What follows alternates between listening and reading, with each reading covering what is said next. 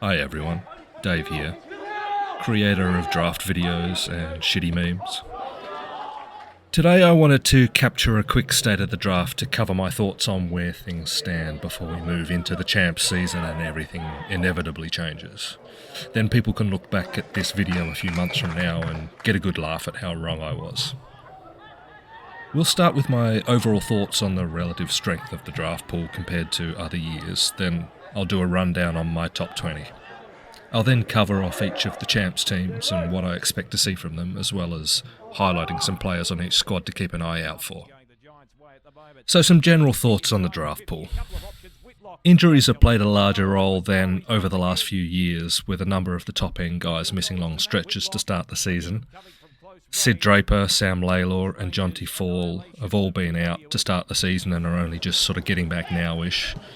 Finn O'Sullivan fractured his thumb in the opening round of the Talent League, sat out a month and a half for footy, and seems to have gone down again with a broken hand, which will cause him to miss the start of the champs. And now the most recent and severe injury has been Taj Houghton rupturing his ACL, which will see him miss the remainder of his senior campaign. All 5 of these guys are in or around the top 10 of the draft, which makes it more difficult than normal to assess its top-end strength. Like most, I don't see a Harley Reid in this year's crop. By that I mean a standout, transcendent talent guaranteed to transform the fortunes of the club that picks him. Instead, we have a bunch of very good players with flaws and question marks hanging over them at this stage of the season. Josh Smiley, as much as I admire his talent, has risen to be seen as the clear number 1 pick at this stage, largely I think on the back of other contenders like Finn O'Sullivan being injured. But the good news is that outside of the real top end, which might be a little lacking, I do think this draft has significant depth, with more kids seemingly putting their hand up each week to be considered as legit first-round contenders. Where last season's pool started to drop off significantly after picks 12 to 13, I expect this draft will go deep into the 20s or even 30s with AFL quality talent. If you're a club holding down multiple picks in the 10 to 30 range, I think you're in a pretty excellent position to either draft that talent yourself at those picks, or package the picks up to move up the draft, as I imagine a number of clubs in the top 10 will be keen to try and trade down and split their pick. I think a good point of comparison here is to the 2022 draft pool. That was the year of Aaron Cadman and Will Ashcroft. We have a similar softish and injury-impacted top end. Back in 2022 it was Wardlaw's hammies, it was Sardis's foot, it was Jed Buslinger's shoulders. And this year is a similar midfielder-dominated top end as back in 2022. But where that draft was also pretty shallow for talent, this one looks to be much deeper. Overall, it's dominated by midfielders, but plenty of key tools have started to emerge at either end for teams that need to bolster those areas of their list, and there are a couple of exciting small forwards in the mix as well. So let's cover off my top 20. I'll do the 11 to 20 group in no particular order, and then count down my top 10 after that in order. A couple of honourable mentions before we go. Cale Gerine and Bo Allen from WA. The Colts is a mystery comp, and so I want to see them perform at the champs first before I consider their ranking. Also Phoenix Hargrave and Ben Camporeale from SA, who are just outside of that top group. I know, hashtag Vic bias. So let's get into it. The 11 to 20 group.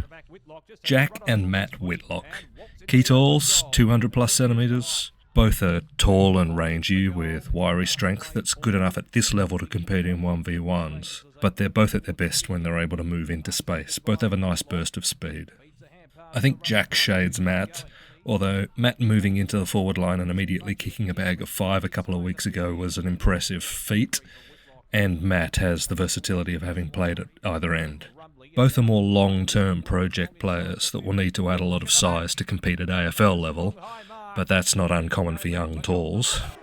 Jonty Fall, 195cm key forward. We just haven't seen him due to injuries, so he's in here on the strength of what he showed last year. Prior to the season, I considered him my number 1 key forward prospect for the year. Moves well, marks well, competes hard, kicks goals. Harry O'Farrell, 196cm key defender. Sort of an anti-Luke Traynor, as a more disciplined key tall defender who focuses on disrupting his matchup first, before running off to rebound and attack. Showed an admirable ability to compete against more mature key talls in the academy game against VFL opposition, where others struggled. Tyler Welsh, 191cm medium forward. He's faded a bit for me after I had him inside my top 10 before the season. Although he competes hard in the air, I do worry about his 191cm height, and he doesn't seem to have grown from last season, which suggests that he'll have to play as a third tall or medium forward at the next level. Is he talented enough when the ball hits the deck to play as a true medium forward? I want to see more from him outside of marking contests. Some of his field kicking in the academy games was poor. Isaac Kako, 175cm small forward. Dynamic and exciting type, with power and a low centre of gravity that he uses to change direction on a dime. Applies strong forward pressure, excellent at positioning and reacting to crumb off a pack. Reads space well for short lead-up opportunities. Strong overhead mark for his size and kicks goals. Has moved into the midfield in recent weeks for Calder to great effect. Joe Berry, 180cm small forward. Running neck and neck with Kako for the best small forward in the draft pool. Similar traits, quick mover and agile. Strong pressure game, can take a good grab even in 1v1 tests of strength. Excellent crummer, and super dangerous around goals, having kicked 4 goals in 4 of his 5 Talent League games for the season. Harvey Langford, 190cm mid-forward. Your classic big-bodied midfielder that goes forward and plays as a medium forward who can mark on the lead and is dangerous on the ground. Has some excellent attributes like a penetrating left foot kick and speed on the outside. He's scrappier inside the contest than you'd like, can be caught flat-footed and easy to catch in a tackle if not exactly easy to bring down given his size and strength. Doesn't burst away from congestion as much as you'd like. His production at Talent League level is undeniable, regularly reaching 25 plus disposals and kicking goals. A big champs could really push his name up the boards. Xavier Lindsay, 183cm inside mid. A guy that I love and I'm always trying to rank higher. Produces at a high level, cracks in at the contest, wins the footy with his head on a swivel to release teammates or burst clear himself. Brave and competes. The only knocks on him are his size and lack of elite X factor, but if a team gets to pick him in the teens, they'll get a good AFL level footballer for 10 plus years. I expect a big champ series from him. Tom Gross, 181cm general mid. He's been compared with Rory Sloane for good reason. Not a big guy or a guy with elite hurt factor, but he works super hard around the ground from contest to contest and competes at a high level. Alongside Xavier Lindsay, they're guys that will slip in the draft mostly because there are so many other mids available this year. Alright, let's move on to the top 10 in order. At number 10, I've got Sam Laylor, 188cm mid-forward. I've snuck Sam in here even though we've barely seen him play this season due to starting the season injured. He's been playing APS the last few weeks, but I have no visibility of that comp unfortunately. He's a powerful brute with serious X factor who could be anything at this stage, such as his talent. I've been comparing him with Cam Rayner in my mind.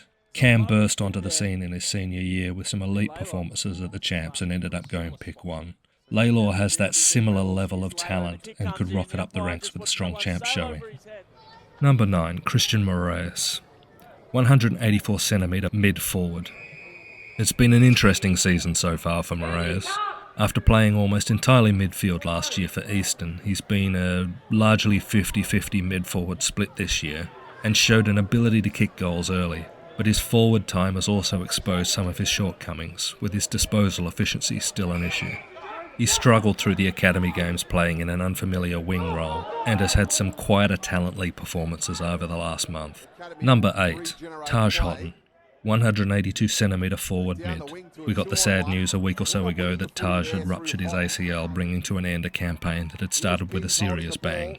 Taj is quick and agile, able to slip tackles with ease and damage the opposition with his disposals in the front half. As a forward, he plays more of the medium role, leading up to the ball carrier to take marks or folding back to get dangerous at ground balls. As a midfielder, he's more of a receiver than a first-hands clearance player. His numbers in the Talent League were outstanding, and he put up an excellent performance in the first academy game after a late call-up. The injury will likely see him slide out of the top 10. Number 7, Leo Lombard, 178cm mid-forward. A powerful and dynamic mover with elite clean hands and the ability to hurt teams outside the contest and inside. Lombard reminds me very much of his fellow Gold Coast Suns Academy member from last year, Jake Rogers, only larger, more powerful, and with a touch of magic in his game. If the Allies are to produce at this year's champs, they'll need Leo to lead the way. Number 6, Jagger Smith, 181cm midfielder. Jagger has worked with his coaches at the Chargers to do a little bit of everything for them this season, starting the year playing a lot of forward and even in defence for stretches. It's in the guts where he does his best work, however. He belies his size to be an elite clearance player, able to read the ruck tap and hit the drop zone at pace, gathering with whistle-clean hands. He slices through congestion like a knife through butter, finding pockets of space for a clean disposal with his head on a swivel for damaging options. His question marks are clear, however. He's small and slight of frame without much muscle, and he does struggle to hit targets by foot when under pressure or reaching for distance. Players of his size that can match it in the midfield at AFL level are rare. He'll need to prove that he's the next Zach Butters. Number 5, Luke Traynor, 193cm defender. Has had a huge start to the year. I had him just outside my top 10 entering the season, but he swiftly moved into the top 5 with some outstanding games for Sandy, followed by being the best performed player across the 2 academy games. He apparently models his game on Tom Stewart, which is no surprise as Traynor treats his matchup as a theoretical one at best, zoning way off and backing his superior reading of the play to intercept or impact third up, and then hurt the opposition on the rebound. He even pushes right up to stoppages on the wings and half forward, playing as an extra sweeping midfielder on the defensive side of the contest. There are question marks over his aerial ability in contested situations, and he's a little undersized to be a true key tall, but he certainly seems built for the modern AFL game. Number 4, Levi Ashcroft, 180cm midfielder. The obvious comparison to make here is with his brother Will. He's just as prolific as Will in his ability to find the footy, but Levi doesn't quite have the same burst from stoppage that Will had at this level, which forces him to work intelligent angles and combinations with his teammates until he can find enough space for a clean disposal.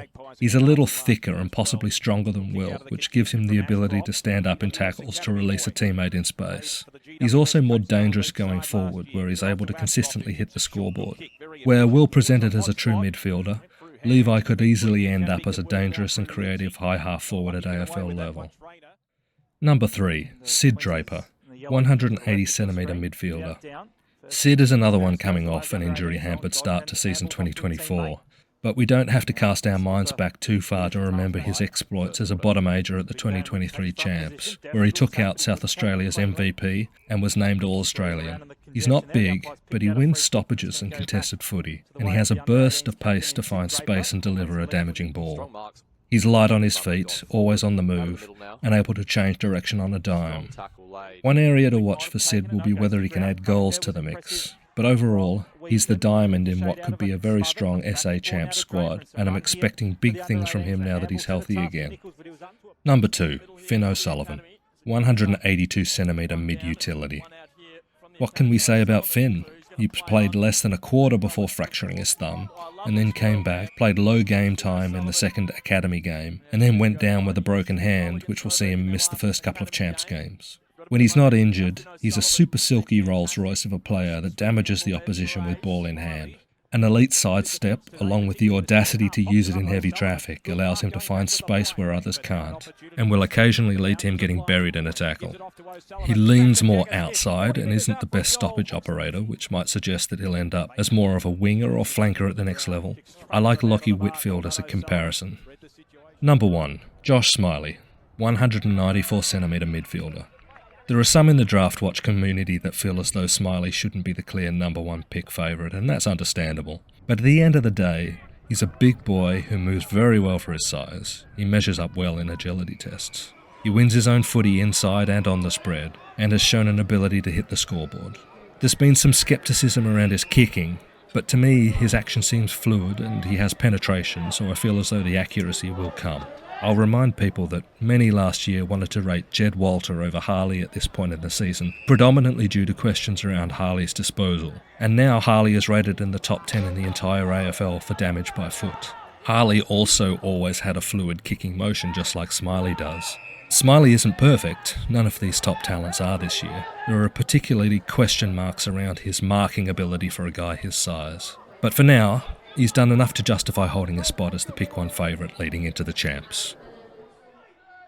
I'm sure this video has already gone on way too long, so let's try and whip through my thoughts on the champs squads and what I'm expecting to see for the tournament that kicks off on Sunday. Let's start with the Allies.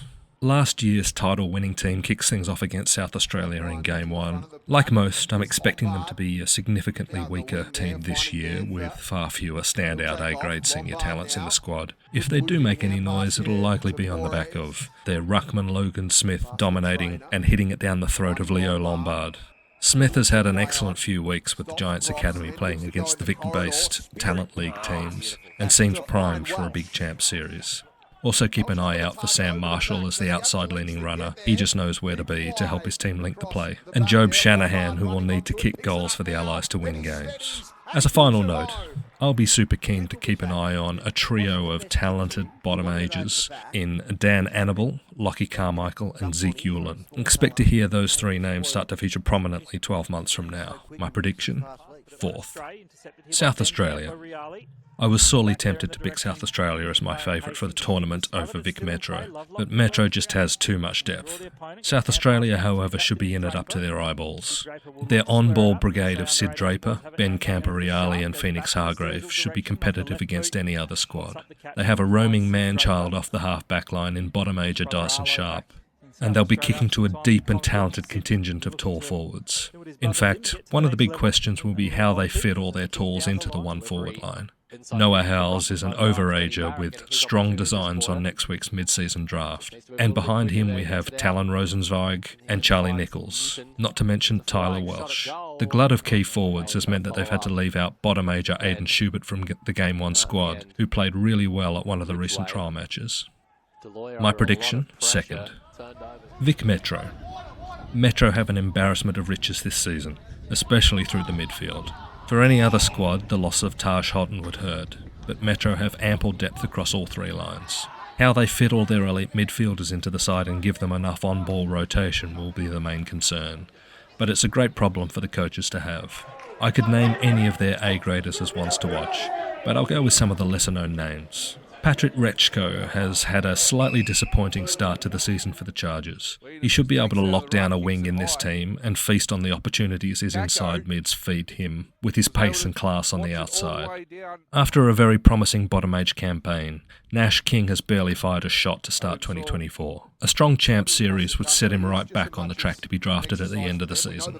And finally, Thomas Sims is a 199cm big boy who's kicked some big bags already in the Talent League this season, and someone inside that forward 50 will feast on Metro's likely dominance. It may as well be Sims. Prediction? 1st. Vic Country. They've been affected by injury the most out of all the champs squads, with Finn O'Sullivan missing the start of the champs, Jonty Fall and Sam Layla possibly coming in a little underdone.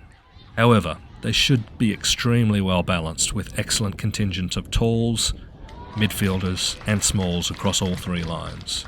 They have the talent to perform well, but as always with Vic Country, it will depend on how they come together and gel as a squad, which is a challenge for a group spread across such a wide distance.